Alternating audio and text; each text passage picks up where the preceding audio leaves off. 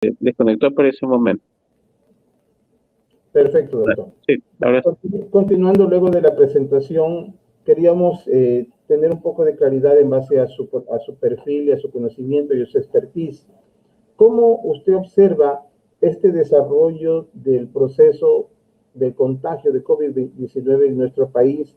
Hemos escuchado algunas declaraciones muy importantes de parte suya de que la comunidad en gran parte, en cierto porcentual, ya se encuentra contagiada, pero ese contagio aparentemente podría caer una reinfección que puede ser producto de sus anticuerpos, que de alguna forma ya el organismo después de un periodo de tiempo, 3, 4 meses, seguramente pierde esa capacidad de enfrentar este organismo llamado COVID-19, pero que también puede ser superado si es que el propio organismo tiene su propia defensa.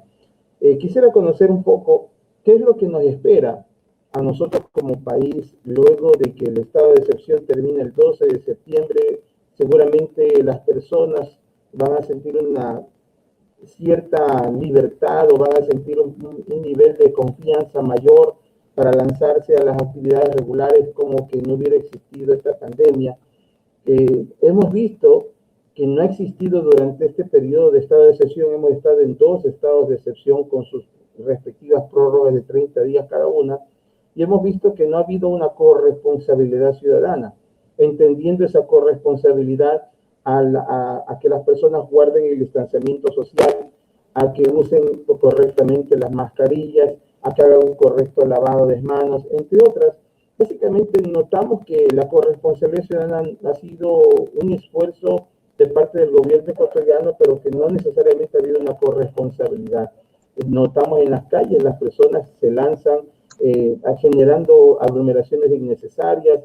Cuando abren o aperturan la playa, van de manera desaforada hacia las playas. Cuando vemos en los mercados o vemos en la bahía o en otros lugares, vemos como la gente desaforadamente se lanzan a generar aglomeraciones innecesarias, no guardan el distanciamiento social. Bajo esta premisa, sí me gustaría entender qué nos espera, ya que aparentemente no tenemos una vacuna de manera inmediata, y mientras eso no se dé, todos nosotros vamos a ser sujetos posibles de contagio. Le escuché inclusive a usted una afirmación que me pareció muy interesante, que decía todos somos COVID-19 hasta que se aprenda lo contrario. Más o menos como decir todos somos culpables hasta que se demuestre nuestra inocencia.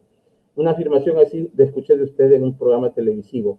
Por eso quisiera escuchar sus afirmaciones, sus comentarios para avanzar con este conversatorio, doctor. Bienvenido.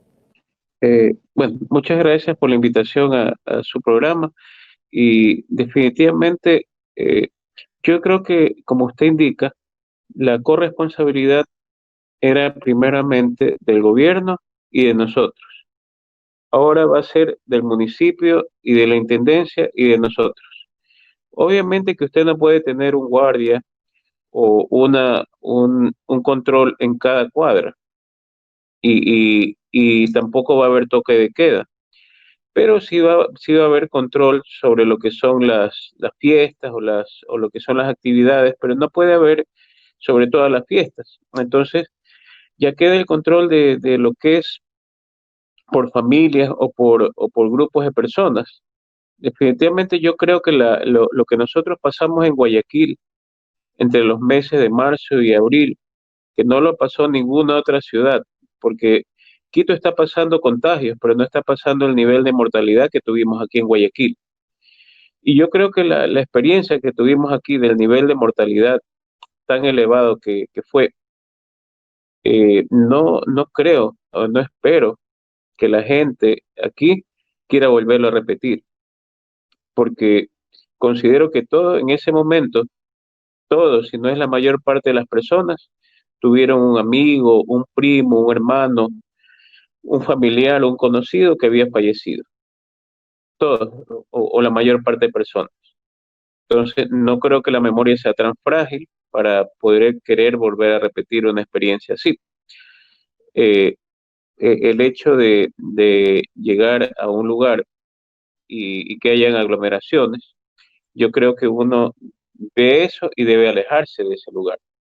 al igual que haya una playa, y dice uno, bueno, no, que el lugar es abierto, que se esparce el virus y se va. No, es mentira. O sea, el hecho es que las personas están cerca de sí y no usan mascarilla en la playa. Entonces el virus se esparce de una a otra persona y puede contaminarse. Y es verdad, todos somos COVID hasta demostrar lo contrario. ¿Por qué?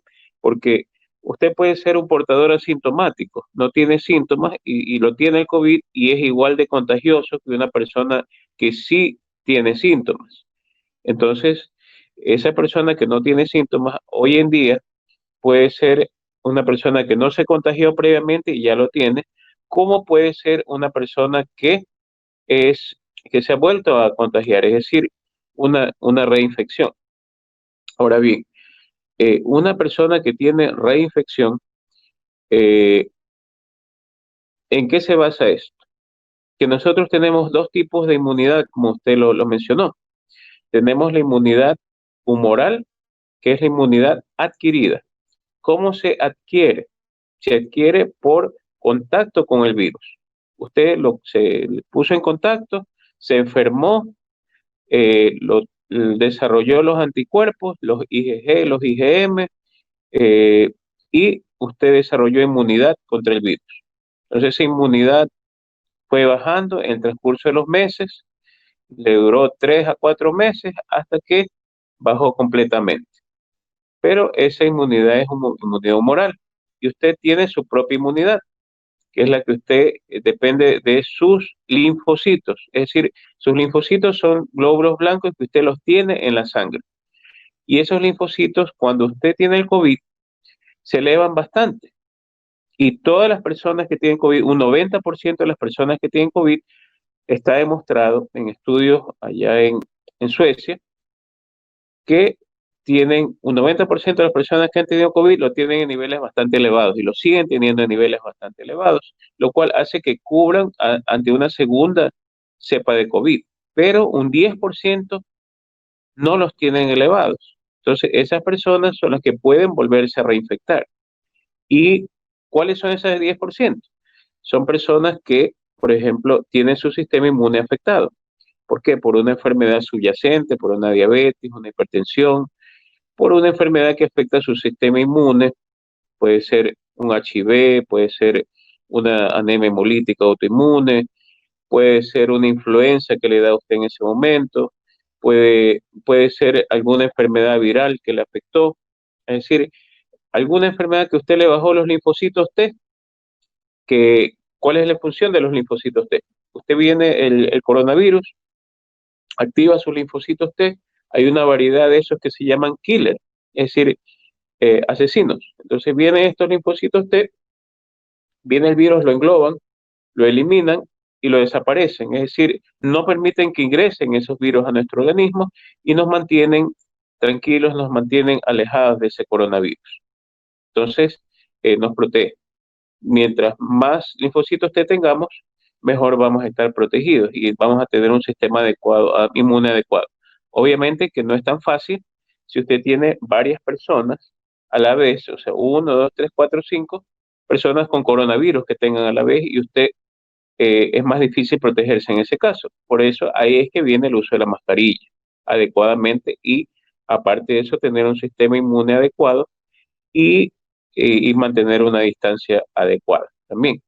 Pero si ya usted lo sufrió, no es que todo el mundo va a tener reinfección, pero si usted está dentro de ese 10%, tiene reinfección, generalmente es asintomático o síntomas leves, usted va a su casa, hay un adulto mayor y él no se ha infectado, no ha tenido el coronavirus, se infectó, puede terminar en un hospital y usted será el responsable por haberle llevado el virus a su casa. Entonces, definitivamente, ¿por qué? Porque usted no se cuidó al salir a la calle, no se puso mascarilla, porque dijo, no, yo ya no necesito porque yo ya lo tuve en marzo el virus y se reinfectó. Entonces, ahí está lo que viene de nuestra conciencia social de utilizar mascarilla, de tener el distanciamiento social, como usted lo menciona, y de lavarnos nuestras manos, utilizar alcohol, etcétera. Y el hecho de que le digan usted, no, ya no hay estado de excepción, como salir corriendo, no, sino saber que el virus no ha desaparecido y que tampoco va a desaparecer y lo seguiremos teniendo. ¿Y hasta cuándo? Siempre lo tendremos.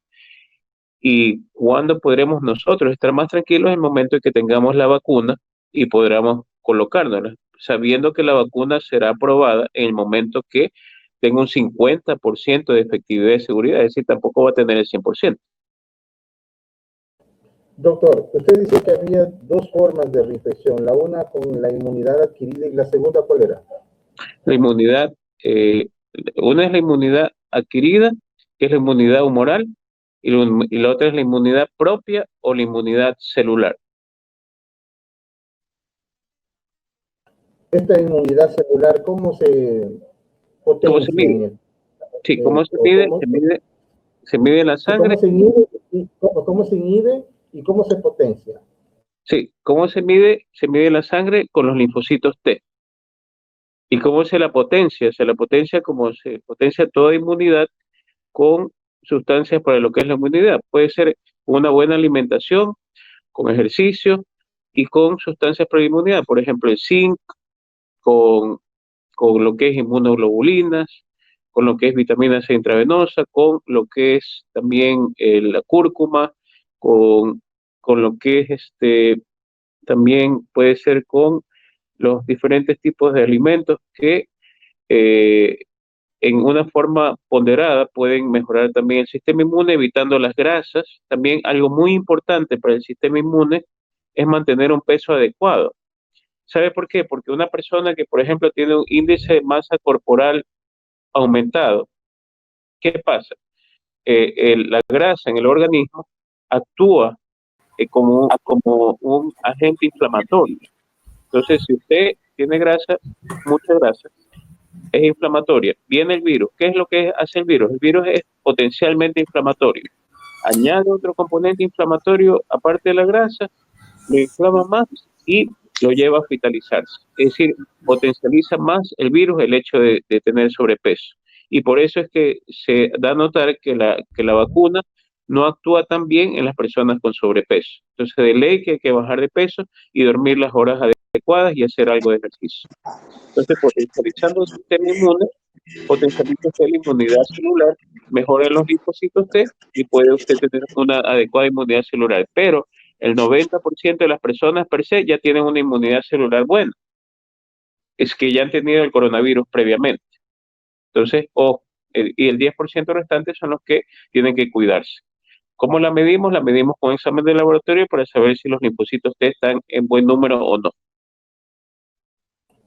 Según lo que usted nos explica, entonces, este virus COVID-19, una de sus principales características es inflamatorio. Quiere decir entonces que va a inflamar cualquier órgano. Puede ser los pulmones, puede ser el riñón, puede ser el hígado, puede ser el cerebro, puede ser cualquier cosa. Y por eso inclusive creo que usted cuando recomienda el cúrcuma, hasta donde yo he entendido, el cúrcuma es como un elemento desinflamante, si no me equivoco, doctor. Sí, exactamente. Es como el jengibre.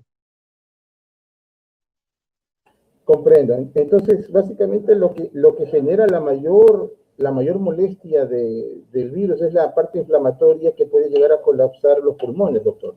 Sí, inclusive, mire, la parte inflamatoria es tanto que cuando llega a los pulmones prácticamente hace que los alvéolos se licúen, es decir, hace que los alvéolos se inflamen tanto que eh, pierden parte de lo que es su tejido y activen unos mediadores inflamatorios, tanto lo que es la IL-6 y IL-1, y hay un factor inflamatorio que se llama factor inflamatorio activador de los neutrófilos. Y ese factor inflamatorio activador de los neutrófilos es el que hace que se fabriquen microtrombos. Y esos microtrombos son los que van hacia los riñones, producen, por ejemplo, trombosis en el riñón, van hacia el cerebro, trombosis renal, y hacia los pulmones, trombosis pulmonar.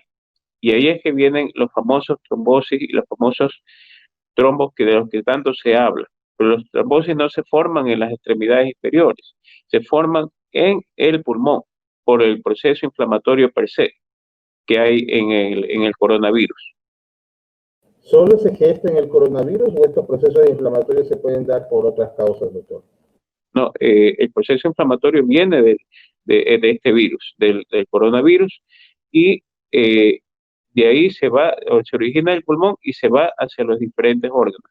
Obviamente, como usted lo indica, eh, los trombos pueden afectar a los diferentes órganos, pero como proceso inflamatorio, por los mediadores inflamatorios y la tormenta de citoquinas, puede afectar el hígado, los riñones, los pulmones, el corazón, el cerebro, el vaso, lo que es los músculos, los tendones, los huesos, es decir, cualquier órgano que usted pueda tener y que pueda ser un órgano blanco para lo que es el coronavirus. Por ese proceso inflamatorio es que las personas que adquieren eh, este problema es que se sienten tan desgastados físicamente, cuando se sienten completamente inflamados, y me imagino que en todo su cuerpo. Me imagino que eso es lo que les hace sentir tan deprimido a cada persona. Claro, inclusive mire que cuando una persona, yo he logrado recuperar muchos pacientes que salen de lo que es el ventilador mecánico. Es decir, hay pacientes que llegan y hay que intubarlos y salen al 10.º día, 11.º día. He tenido pacientes que afortunadamente han salido al 7.º día, pero aquellos que salen al 11.º día, 12.º día, muchos de ellos no pueden ni mover un pie, no pueden ni levantarse de la cama, que hacerles terapia física, hay que ponerles sus inyecciones, su medicación, y poco a poco van moviendo sus músculos, sus piernas, después sus brazos. A veces a los 15 días, al mes ya pueden comenzar a moverse, y a los 2 meses ya pueden caminar, y ya con terapia física y lo demás. Es decir, es altamente inflamatorio a nivel de lo que es músculo. En cambio, los pacientes que no llegan a intubación, muchas veces sí los debilita, pero se recuperan más rápido. Y hay otro grupo de pacientes que, bueno, se los puede tratar con medicación bioral y algo inyectable, y ellos no se inflaman tanto y se pueden recuperar. Todo depende muchas veces, primero, de la edad del paciente. Segundo, de las enfermedades colaterales que puede tener un paciente: diabetes, hipertensión, insuficiencia renal, HIV. Pero, por ejemplo, de las enfermedades que yo veo, la diabetes en alto grado es una enfermedad que complica mucho a los pacientes porque les hace tener otro tipo de infecciones. Por ejemplo, tienen neumonías bacterianas, o se complican de otras afecciones colaterales, o anemias les da. Entonces, estos pacientes se demoran en recuperarse más. Pero, por ejemplo, si usted es una persona eh, de 30 años, 35 o menos, es mujer, entonces, a pesar de tener sus marcadores inflamatorios COVID, que se eleven un poco, no se va a complicar mucho, y de pronto con medicación oral puede salir o algo inyectable. Pero si usted es hombre, pasa los 50 o 60 años, eh, va a ser mucho más fácil que se complique. Y es diabético, definitivamente usted sabe que ese paciente se va a complicar y definitivamente va a tener que hospitalizarse. Entonces hay que tener mucho cuidado, porque usted va viendo ese paciente y sabe que de pronto el primer día la tomografía está relativamente bien, pero el tercer día está con una neumonía del 60-70%. Entonces hay que ser muy cuidadoso con estos pacientes. La cicatriz que queda en el pulmón cuando cae esta neumonía, ¿el pulmón queda ya marcado para siempre con esa cicatriz, o en algún momento dado se le saca una cáscara y ya aparece limpio el pulmón? Ya, no todos los pacientes quedan marcados con cicatriz. La cicatriz que usted menciona es la fibrosis pulmonar. Eh, Esta fibrosis pulmonar es, es básicamente, sí, viene a ser como una especie de cicatriz que eh, va en las bases del pulmón, puede estar en la mitad o puede estar arriba.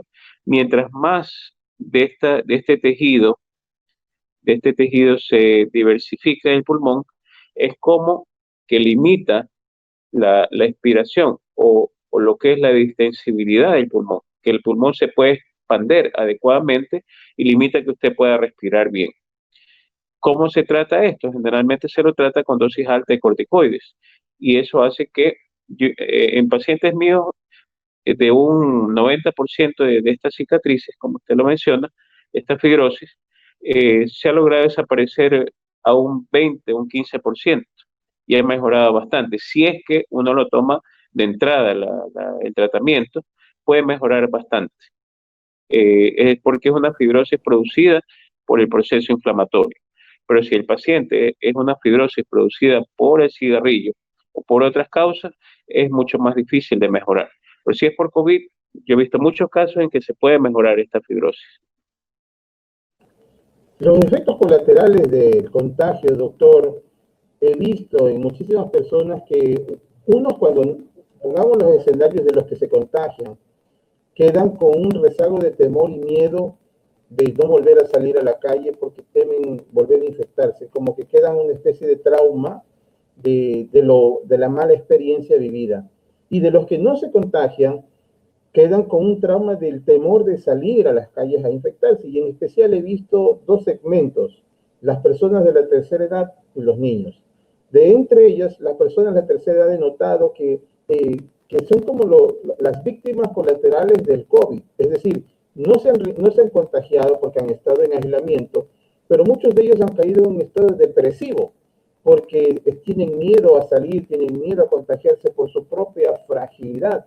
Y hasta donde me he enterado en el Ministerio de Salud Pública, una de las altas recurrencias de llamadas a emergencia ha sido para tratar con psicólogos y psiquiatras a un nivel que ni siquiera ya los medicamentos psiquiátricos han escaseado para que el nivel de angustia, lo que ellos llaman TAG, trastorno de angustia generalizada, disminuyan, porque hay personas que sin estar con contagio de la tercera edad llaman diciendo que se asfixian, que les duele la cabeza, que no pueden comer, y lo que inmediatamente piensan ellos y los familiares es que están contagiados con COVID-19. Pero cuando ya le realizan los exámenes, le realizan las tomografías, resulta que todo está bien, es una especie de trastorno que ellos han adquirido producto del temor. ¿Usted qué opina de este tipo de efectos colaterales que el COVID está dejando como secuela en nuestra sociedad, doctor? Sí, le comento que yo tengo muchos pacientes que están post-COVID y, y definitivamente tienen este efecto colateral en la parte psicológica. Y también lo que usted menciona es verdad, hay muchos adultos mayores, muchas personas que yo trato están en su domicilio y no han salido durante toda esta pandemia. Y el hecho mismo de estar entre cuatro paredes los afecta porque han estado acostumbrados a salir de cuando en cuando y de repente si usted no puede salir por temor a contagiarse, eso lo afecta psicológicamente. Y yo creo que más que tomar una medicación antidepresiva es el hecho de poder conversar con un psicólogo o el poder, yo diría, el hecho de poder salir un poco con las medidas de bioseguridad y poder de pronto salir sin el hecho de ver gente alrededor. Pero nadie puede estar 6 meses u 8 meses o 4 meses sin salir totalmente de su casa. Yo considero que por salud mental sí hay que salir un poco. Eh, y también el punto del tener el miedo a contagiarse, porque mira, hay una cosa, o sea, usted a veces no sale de su casa, pero alguien va a su casa y lo termina contagiando y usted se enferma. Entonces es bastante relativo el no salir. Y por otro lado, si ya usted se contagió y se enfermó y tiene miedo a contagiarse al salir nuevamente, tenemos que tener en cuenta siempre de las medidas de bioseguridad. Entonces, yo creo que el tener miedo es normal, pero también necesitamos ayuda para poder vencer ese miedo.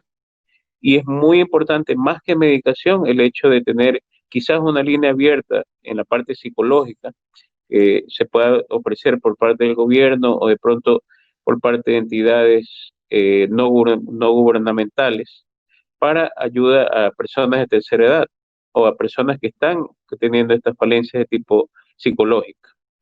Porque yo considero que el 100% de las personas que han sufrido COVID, por lo menos un 40% están necesitando este tipo de ayuda psicológica. Es decir, afecta mucho esa parte. Si usted menciona que para una persona regular, 4 meses, 5, 6 meses de estar encerrada va a generar casi obligatoriamente un trastorno. Yo me pongo a meditar en las personas privadas de la libertad, los PPL, que cuando tiene que cumplir sentencias de 10 meses, un año o X tiempo, de muy seguramente no van a salir nada rehabilitadas, más aún van a salir hasta con un trastorno tanto como los que ahora hemos tenido que estar obligados en el encierro producto de esta emergencia sanitaria. Me imagino que los DPL ya de por sí, sin hablar del COVID, sin hablar de que ellos están guardados, no necesariamente por no contagiarse, sino porque están privados de libertad, también van a tener problemas de tipo psicológico en sí. ¿Cuántas cepas de COVID usted ha detectado en nuestro país, doctor? Bueno, en nuestro país en la actualidad hay 52 cepas de COVID. La mayor parte de estas cepas provienen de Europa. Hay otras que vienen de Estados Unidos, de Brasil. De estas cepas, la mayor parte son contagiantes, es decir, altamente contagiantes, pero no tan letales. Es decir, por ejemplo, usted sale a la calle, se puede contagiar rápidamente, pero no le producen tanta mortalidad. Es decir, usted se enferma, pero no va a parar al hospital. Pero por otro lado, unas dos cepas que circulan en Quito son altamente letales. Por eso es que usted ve que en Quito ha incrementado en los últimos días la mortalidad. Por otro lado, nosotros tenemos en Ecuador tres cepas propias de nuestro país, que no hay en otros países. Eh, y, y hay que diferenciar también que actualmente dentro de estas 52 cepas, eh, la cepa que hubo en Quito, la de reinfección, está considerada dentro de estas. Es decir, la de reinfección de Quito fue diferente en este paciente que la de marzo que él tuvo, pero es una cepa con una virulencia bastante baja, es decir, no le ocasiona mayores síntomas. En cambio, la de Guayaquil, que se detectó en un doctor, no fue una reinfección, sino que más bien fue una recaída, es decir, él tenía el virus y el virus se activó nuevamente porque no se había curado totalmente y terminó, imagínense, 2 días en terapia intensiva. ¿Por qué se puede dar una recaída? Si aquí estamos como diferenciando dos cosas, reinfección y una recaída. ¿Cuál vendría a ser la diferencia? Sí, la reinfección es una cepa diferente del virus. El virus es coronavirus. Ese es el virus actual es beta coronavirus, porque hay alfa coronavirus y hay beta coronavirus. Siempre es beta coronavirus, que es el que hay aquí, en China, en, en Pakistán, en Estados Unidos, en todos lados. Pero la cepa es diferente. La cepa se la estudia por biología molecular. Entonces, tenemos aquí, por ejemplo, la cepa, digamos la cepa azul, que estuvo en marzo, y ahorita está la cepa roja. Entonces, la cepa roja está en este mes, en agosto, y se contagió la persona en abril del azul, y ahorita se contagió de la roja. Entonces, tiene actualmente reinfección por otra cepa de coronavirus, pero es el mismo coronavirus. En cambio, eh, se enfermó la persona el mes de julio de coronavirus de la cepa roja y aparentemente mejoró, se fue de alta, pero no se fue recuperado totalmente. Entonces, ¿por qué? Porque pronto no tomó la medicación, pero no terminó su tratamiento y no hizo el seguimiento adecuado. ¿Qué es el seguimiento adecuado? Hacer marcadores COVID subsecuentes que son ferritina, dímero D, LDH, IL-6 y PCR y hemograma. Y dentro de estos los más importantes son ferritina y dímero D, que miden el proceso inflamatorio. Y aparte de eso, siempre al final de todo tratamiento hay que tomar antivirales para poder aplanar o tratar de desaparecer lo que queda del virus. Entonces, probablemente no se hizo eso y el virus volvió a reactivarse. Volvió a reactivar, entonces hizo actividad el virus y volvió a producir lo que es el proceso mismo de inflamación y probablemente neumonía o se activó la parte respiratoria. Y esa parte respiratoria llevó al paciente a una terapia intensiva.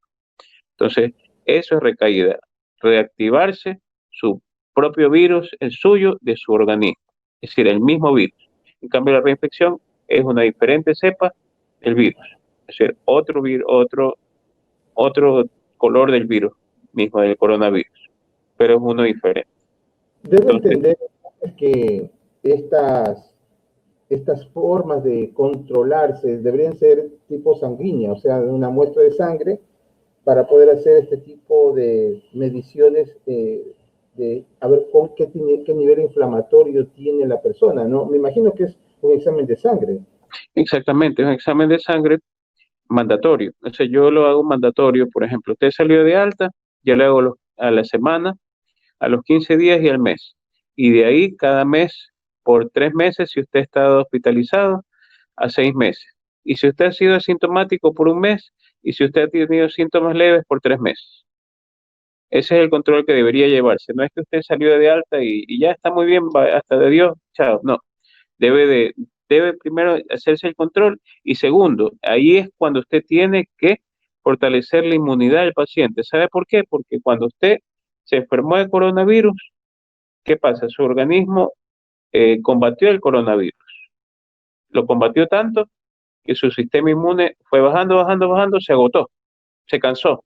Y por eso es que usted luego tiene que fortalecerlo ese sistema inmune. Se refiere usted a los linfocitos T. Claro, tiene que fortalecer los linfocitos T y en general su sistema inmune. Ahí los B, los T y lo que es los anticuerpos. La forma que usted indica para poder mejorar un poco nuestro sistema inmune es a través de zinc, a través de inmunoglobulina, vitamina C, la cúrcuma, Sí, ¿qué otras cosas nos recomienda, sí, doctor? sí, yo le cuento que yo hice 2 estudios. Hay un centro inmunológico en Guayaquil. Es el único que hay en Guayaquil, que está ubicado en Puerto Azul. Como está ubicado en Puerto Azul, se llama MediBlue, o sea, Media Azul. Y en ese centro inmunológico, el mes de febrero y marzo, sí, justo en lo que es el tiempo, y abril, también una parte de abril, justo en el tiempo de la pandemia, pero hasta marzo, porque ella ya llevó menos pacientes, se hizo un estudio en 150 pacientes, los que alcanzaron. Entonces se puso una vitamina C inmunológica, o sea, no es una vitamina C usual, sino que es una vitamina C inmunológica reforzada con componentes inmunológicos. Y no es una vitamina C la que hay comúnmente aquí, porque la de aquí es producida aquí en Ecuador, sino este es europea, y la inmunoglobulina. ¿Qué particularidad tiene la inmunoglobulina intravenosa y la intramuscular? Que sube los linfocitos T, sube la inmunidad celular. La otra, en cambio, la vitamina C inmunológica, también sube la inmunidad celular, pero también potencializa el sistema inmune. Entonces, la unión de las dos lo sube bastante. Otra cosa que también colocan ahí es el interferón. ¿Qué es lo que hace el interferón? El interferón lo que hace es un mediador para que la interleuquina 6 y la interleuquina 1, que son mediadores inmunológicos, son mediadores inflamatorios, para el momento que llegan al pulmón, bajen su nivel. Entonces baja el nivel inflamatorio del coronavirus. Para eso sirve la interferón. Y también ahí hay células madre para el sistema inmune. Bueno, pero eso ya es otra cosa. Entonces, bueno, se hizo esta investigación. ¿Qué pasó con los pacientes que se le aplicaron? De 150 pacientes, 149 negativos durante 3 meses. No les dio el coronavirus. Y el único que le dio, porque viajó a España y todo eso, no tuvo síntomas, no tuvo, solo tuvo el hisopado, no tuvo inflamación, no tuvo ferritina ni dímero D positivo y no tuvo la enfermedad, no desarrolló síntomas. De ahí se hizo otro brazo del estudio, junio y julio, en 100 pacientes, fueron menos. Y de estos 100 pacientes tampoco fueron negativos los 100 pacientes al colocarse el tratamiento. Entonces, ¿qué significa esto?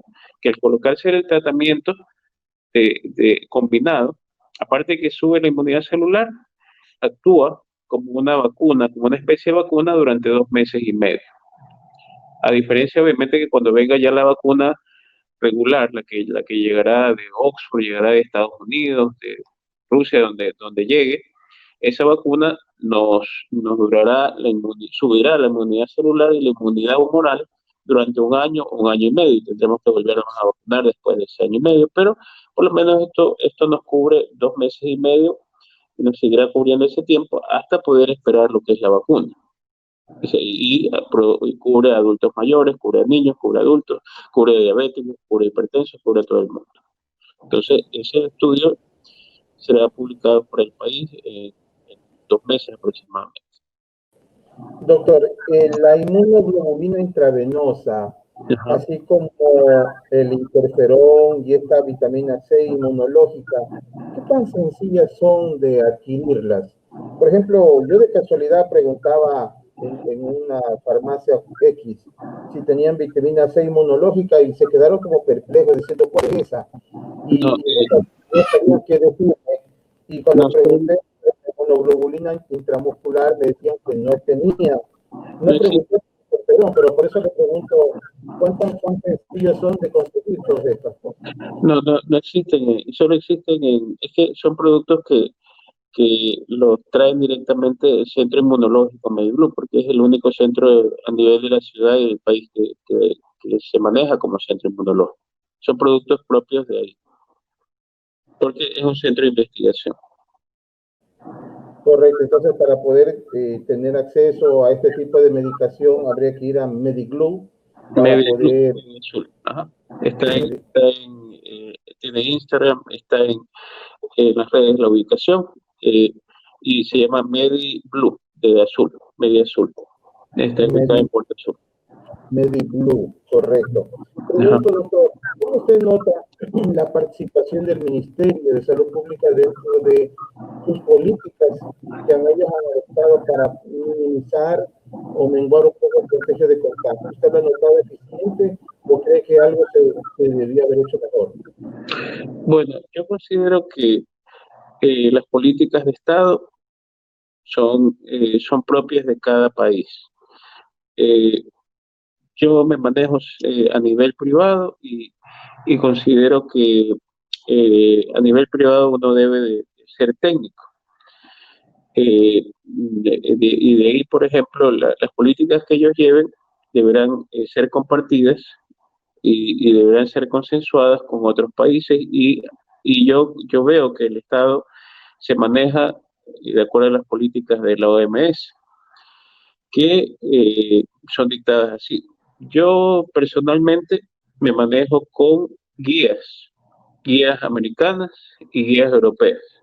Inclusive, mire, que a nivel de lo que son las guías americanas, se habla, en la última guía americana del 24 de julio, se habla de que, por ejemplo, la hidroxicloroquina no es ni buena ni mala. Antes se hablaba de que sí. Se habla de que la vitamina C como tal, intravenosa, que acá se aplica como inmunológica, ayuda a disminuir los días de estancia en terapia y la mortalidad en terapia. Que eso yo ya la sabía hace muchos años. Yo he expuesto sobre eso en Alemania. Y lo utilizo en UCI hace como 8 años. No es de ahora. De ahí hablan también de las inmunoglobulinas, que disminuyen también la mortalidad y la están utilizando por el coronavirus en Estados Unidos. Hablan de la vitamina D, que no está totalmente, todavía no está demostrada, por eso no la usan todavía. Pero la vitamina D potencializa la C. Se habla también ahí en esa guía, no se habla de la ivermectina, que se utiliza bastante en Ecuador, porque no hay todavía estudios que la soporten, pero le digo que la ivermectina in vitro en Australia, en el estudio, fue excelente. En vivo se utiliza un 50% de efectividad, pero no está demostrada en ese estudio. De ahí, por ejemplo, lo que sí está demostrado es el Resdenavir, que fue aprobado en Estados Unidos, pero solo se usa en Estados Unidos, aquí no nos llega.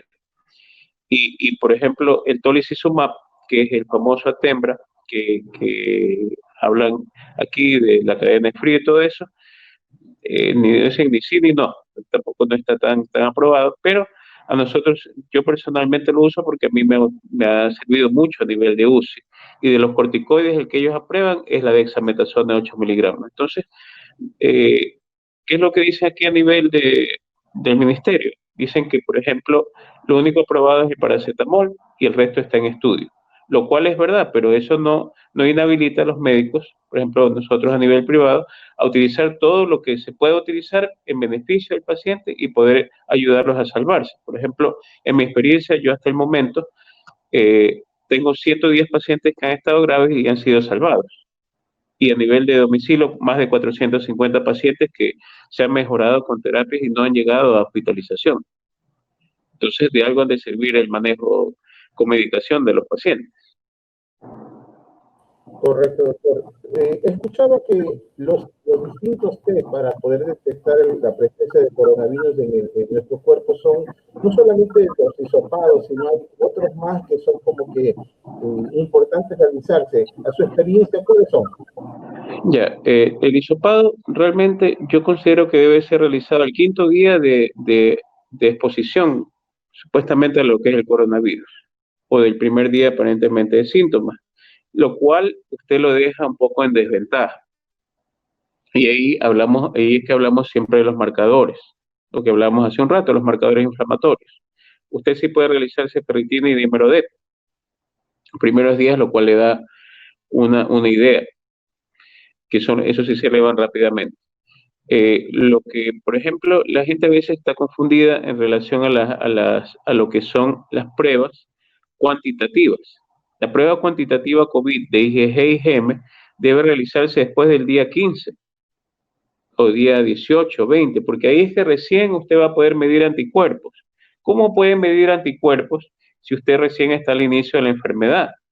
Si los días de la enfermedad más críticos van a ser del día octavo al día 13º o día 14º. Los primeros días de síntomas en los cuales usted debe atacar vía oral va a ser el día primero al día 7º. Y de ahí del día octavo al día 13º es cuando usted va a tener los días más críticos. O usted mejoró o usted terminó hospitalizado. Y después ya del día 16º, 18º, 20º, es que si ya usted mejoró, entonces ya usted creó anticuerpos. Entonces ahí es que usted va a poder medir la prueba cuantitativa, IgG y IgM. Y obviamente ya el día 30 ya usted va a tener bastantes anticuerpos que van a poder ser medidos. De la prueba rápida, igualmente, la prueba rápida al día 15. Entonces la única prueba que le sirve los primeros días es el hisopado. Y obviamente si usted el hisopado lo hace el quinto día, lo que le sirve los primeros días son los marcadores COVID.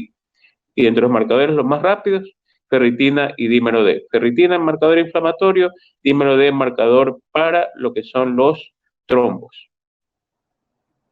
Comprendo. Esos son los que se deben hacer casi de inmediato cuando uno tiene alguna sospecha de tener COVID-19. ¿Cuáles serían los síntomas que usted de inmediato la persona necesita hacer un hisopado para que no pase al sexto, séptimo, octavo día, sino que esté dentro del rango de los 5 primeros días? Claro, síntomas patognomónicos. El primer síntoma patognomónico es la fiebre. Fiebre de 38, 39, 40 grados. Segundo síntoma es el ardor de garganta o faringe. ¿Qué significa el ardor de faringe? Que el virus se está replicando, comenzando a replicarse 5.000 copias, 10.000 copias, 20.000 copias, 50.000 copias, 100.000 copias, 120.000 copias. Imagínese usted una fotocopiadora que está rápido ahí replicando, formando. Puede llegar a 1 billón de copias en un pulmón, es decir, bastante. Y mientras más copias fabrique, peor va a ser la enfermedad, es decir, más grave va a ser la enfermedad y obviamente si tiene 120.000 copias, ese paciente va a terminar hospitalizado o en una terapia intensiva. Entonces, y ahí es que usted siente el escozor de la garganta, me arde, me duele la garganta y en ese momento es que hay que darle medicación, más medicación al paciente para evitar que ese virus de la garganta baje a los pulmones. Ahí estamos hablando de un día cuarto, quinto, sexto y ahí puede bajar los pulmones y ahí ya se complica mucho más el paciente y va a tener la disnea, la falta de aire, va a tener el dolor torácico y la molestia a nivel pulmonar. De ahí, por ejemplo, acompañando este dolor de garganta, puede tener la falta de olfato, se le va el olfato, el gusto, ¿ah? La cefalea, el dolor de cabeza, puede tener diarrea, dolor abdominal.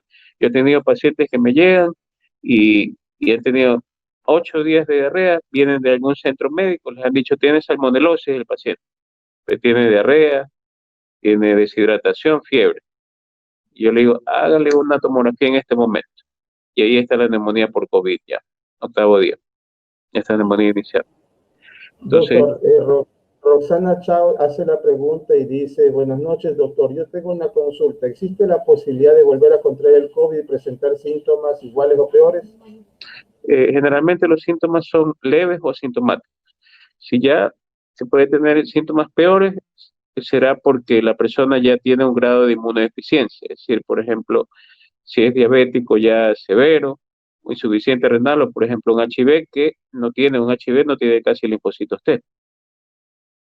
Es decir, que una persona que tiene muy afectada la inmunidad celular, esa persona podrá desarrollar síntomas ya más graves de COVID. De lo contrario, va a ser siempre asintomático o leve. Dentro de lo que usted decía, prácticamente los síntomas que usted dice como que deben ser los marcadores o las alertas son casi como generales. Tener fiebre y tener molestias en la garganta puede ser asumida hasta como un trancazo o una influenza, doctor. Entonces, Claro, como por que supuesto. si alguien tiene estos dos tipos de sintomatología, tranquilamente pueden aludir de que no es COVID, sino un tema diferente, ¿verdad, doctor? Por supuesto, es que mire, inclusive la rinorrea, es decir, la congestión nasal, fiebre, dolor de faringe, pérdida de gusto y pérdida del olfato. Y inclusive hay personas que no tienen estos síntomas y tienen directamente diarrea, como yo le mencionaba, diarrea y deshidratación y fiebre. Entonces, por eso es que uno tiene que tener todos los síntomas a la mano y hay personas que solo desarrollan fiebre y desarrollan fiebre 4 o 5 días. ¿Cuál es la característica de la fiebre? Fiebre alta, 39 grados centígrados, 39,5 y esa fiebre la tiene persistente, es decir, no baja la fiebre, y la tiene varios días. Ni Y aún por ejemplo, tomando algún tipo de medicación se mantiene. toman paracetamol y no les baja la fiebre. Entonces, si usted tiene fiebre alta, toma paracetamol, no le baja, COVID. Aparte le da Comprendo. espesor de la garganta, entonces COVID. Es decir, en cambio, usted tiene una enfermedad normal, una faringitis, toma una pastilla para la garganta, toma algo, ya le bajó. Entonces es diferente. Y hay personas que obviamente, si usted es diabético, en 3 días le va a desarrollar ya la falta de aire, porque usted está inmunodeprimido. No va a esperar los 5 días o 7 días. Y hay personas que en 3 días se complican. Creo que también las personas que andan con mucho estrés de por sí ya andan con una depresión inmunológica ya inherente a su estrés. Y si con esa depresión inmunológica de su estrés tienen, digamos, el infortunio de haber sido contagiados con el COVID, serían mucho más susceptibles, doctor. Claro, la mamá de una paciente que es insuficiente renal, ella vivía en Quevedo, ¿verdad? Y por ejemplo, estaba muy bien hasta el domingo, comió todo eso. Lunes de madrugada, fiebre alta, ¿verdad? Comenzó con un poco de tos. 6 de la mañana, más tos. Se comenzó a ahogar. La llevaron al hospital, 8 de la mañana. 5 de la tarde falleció. Alcanzaron a hacer tomografía a mediodía, neumonía del 80%. Nunca sintió nada. Era COVID. Y se dieron esos pagos, resultó COVID. No tuvo síntomas, el mismo día falleció. Entonces, todo es relativo también. Hay pacientes que fallecen en 2 días, 3 días de síntomas. Entonces, no todas las cosas siguen la misma regla. Pero en una persona, obviamente, que no es inmunodeficiente, puede tener los síntomas. Hay personas también, 35% de los pacientes son asintomáticos. 35% son sintomáticos leves y el 20% restante que queda, 15% se hospitalizan y 5% van a terapia intensiva. Y los que van a terapia intensiva, un 70%, la mortalidad es más o menos el 60, 70, 70%, dependiendo de los pacientes que llegan a terapia intensiva.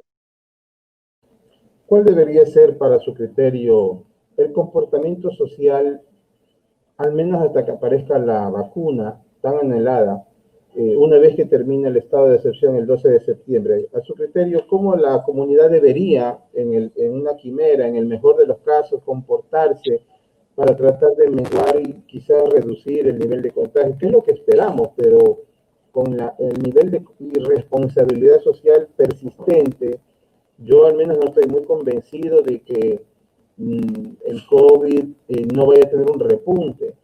Lastimosamente yo creo que después del 12 la gente va a tener un nivel de, de desahogo, van a comenzar a lanzarse con mayor confianza a las calles, no solo a las calles, sino a los parques, a los clubes sociales, en fin, o sea, no van a evitar estar lo más distanciados posible, sino volver a reencontrarse y hacer de su vida lo ordinario, lo común, cuando se supone que ahora vivimos una nueva realidad. Por eso yo le consulto, doctor, hablemos o hagamos un ejercicio de lo que debería ser, de lo que las personas deberían comportarse una vez que termine el estado de excepción el día 13 de septiembre, cómo debería la gente comportarse hasta que aparezca una vacuna, doctor. Bueno, yo creo que depende la responsabilidad social de cada jefe de familia. ¿Por qué? Porque usted, por ejemplo, ¿cómo debería de ser? Es decir, que la persona se dirija si trabaja fuera de su casa a su trabajo, de su trabajo a su casa.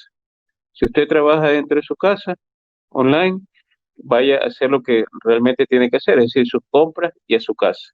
Tiene que hacer su compra de medicación a su casa. Pero si usted tiene que salir por algún tipo de actividad, qué sé yo, al parque o cosas de ocio, tener que tenerlas un poco relegadas. ¿Por qué? Porque definitivamente si usted va a salir al parque o va a salir al cine o va a salir a clubes, etcétera, o a un bar, siempre va a tener el hecho de aglomeraciones y va a tener el riesgo de contagio. Y definitivamente el no tener control suficiente va a llevarnos a un pico de contagios, un pico nuevo de contagios. ¿Por qué? Porque se van a contagiar las personas que no lo han hecho hasta el momento. Y si tenemos un 30% de personas que no lo han hecho, no es el punto de que ese 30% se contagien o sea, se pueden contagiar, pero no es el hecho en que el tiempo en que se vayan a contagiar, sino la rapidez con la que se contagian. Por ejemplo, usted puede ese 30% contagiarse en un año, pero no es lo mismo que se contagien en un año que en un mes. Y que se contagien, por ejemplo, 100 personas en 6 meses a que se contagien 100 personas en un día. Entonces, ese es el punto. Y eso ya depende de la responsabilidad social de cada jefe de familia. Entonces, yo creo que la conciencia depende de cada uno de nosotros, de cómo queramos nosotros actuar frente a lo que es el virus. Y si ya tuvimos la experiencia de marzo y abril, no creo que queramos repetirla. Pero bueno, eso ya lo veremos en los próximos días, cómo será la actividad o cómo será el pico o cómo se comportará la curva en Guayaquil en el siguiente mes, en este mes y en el siguiente mes. Yo noto un despropósito en el ministro de Educación, en donde trata de fomentar la educación ya física. Yo creo que no debería ser algo, al menos como dice Cintia Viteri, la alcaldesa de Guayaquil, que al menos ella durante un año o durante este año 2020 no va a darse. Me parece a mí en lo particular muy apresurado pretender que los niños vayan a clase, porque si nosotros siendo adultos muchas veces no sabemos guardar el distanciamiento social, no sabemos usar bien las mascarillas, no se puede pretender inducir o creer que un niño va a usar la mascarilla permanentemente, va a estar distanciado de los amiguitos y que ellos probablemente por su propio sistema inmunológico o por sus propias defensas, ellos no sean, digamos, se contagien, pero no sean sintomáticos, sino más bien que su sistema inmunológico los defienda.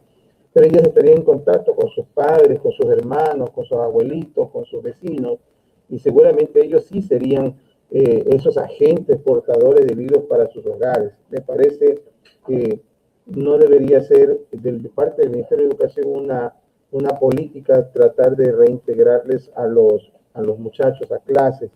Me da la impresión que el peso de la reactivación económica es más que la conciencia social que deberíamos tener todos para poder mantener un correcto proceso de aislamiento, como usted lo mencionó hace un momento dado. Porque con el relajamiento social que va a haber después del 12, veo, por ejemplo, como en los cines, actualmente hay noticias de que van a cobrar 0,99 centavos para que la gente vaya al cine, prácticamente nada, $1.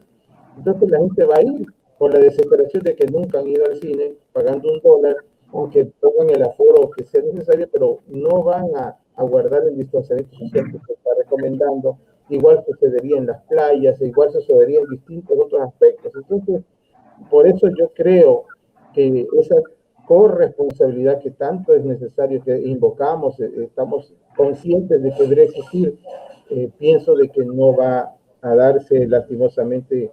Y creo que en la costa somos un poco más interactivos, la sierra es un poco más deprimida en el tema comercial, como que se guardan un poco más temprano, mientras que la costa tiende a hacer negocios hasta la madrugada, tienden a salir, somos más activos. Por esa misma razón pienso yo de que después del 12, el 13, va a haber una especie de ligereza en apresurarse a tomarse las calles, a hacer negocios informales. Prácticamente más de 200.000 personas han caído en el desempleo producto del COVID-19, según el Ministerio de Relaciones Laborales. La están motivando y obligando a que la gente se volque a hacer comercio de manera informal, inclusive en las calles. Doctor, finalmente, las recomendaciones finales que usted nos daría a cada uno de nosotros, especialmente a las personas de los grupos vulnerables, entendiendo no solamente las personas que tengan discapacidad física, sino también discapacidad psicosocial, discapacidad intelectual.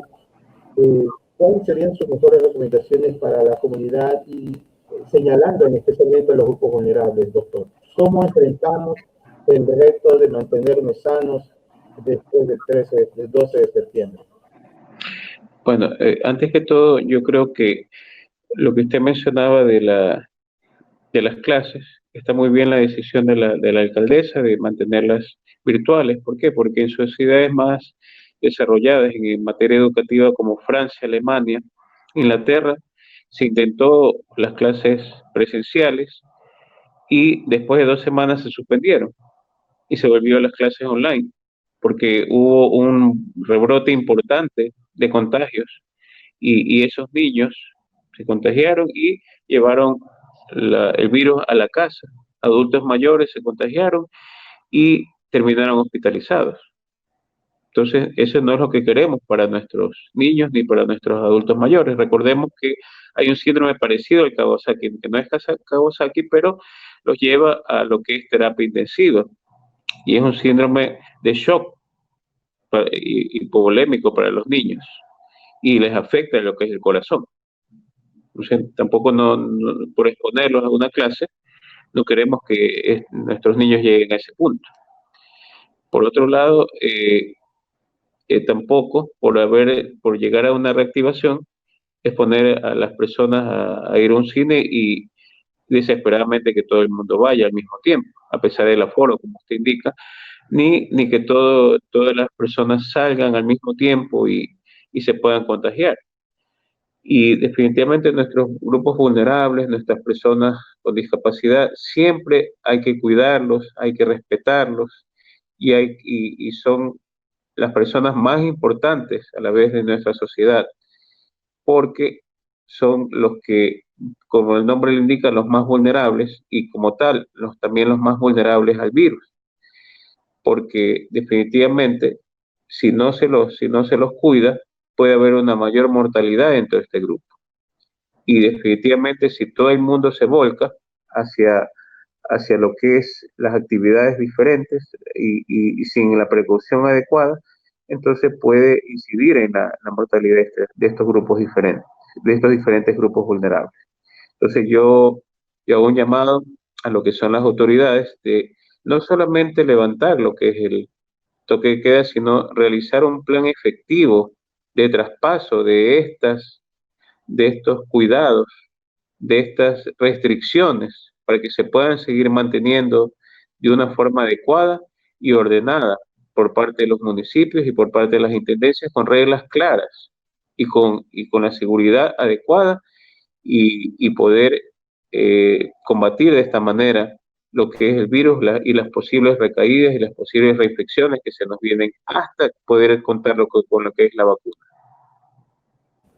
Doctor, todos somos COVID hasta que se demuestre lo contrario, ¿cierto? Así es una gran verdad. Finalmente, doctor, para aquellos que nos van a ver en redes sociales, sea en vivo o en diferido, por favor, indíquenos dónde se lo puede contactar usted, cuál es su número celular, cuál es su horario de atención para aquellas personas que requieran sus servicios puedan contactarlo a usted de manera inmediata. Doctor.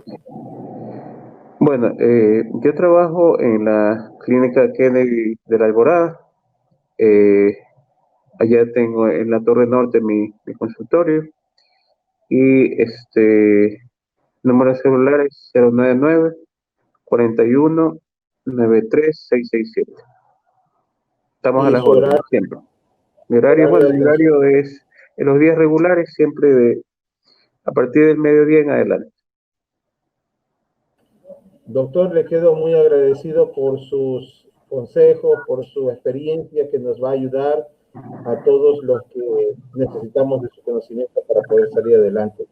De mi parte, de parte de Afabea, de parte de la Pasada del Ecuador, de parte de Apapada, estamos muy agradecidos por el tiempo que usted nos ha brindado en esta entrevista de aproximadamente una hora. Quedo muy agradecido, doctor. Estaremos hasta la próxima. Si usted nos permite tener un conversatorio sobre el mismo tema, quizás sobre otros temas de salud que usted nos pueda acompañar. Muchísimas gracias, doctor, por su tiempo. Que Dios lo bendiga y estaremos conversando para una próxima oportunidad. Muchas gracias a ustedes por la invitación y estamos a las órdenes siempre.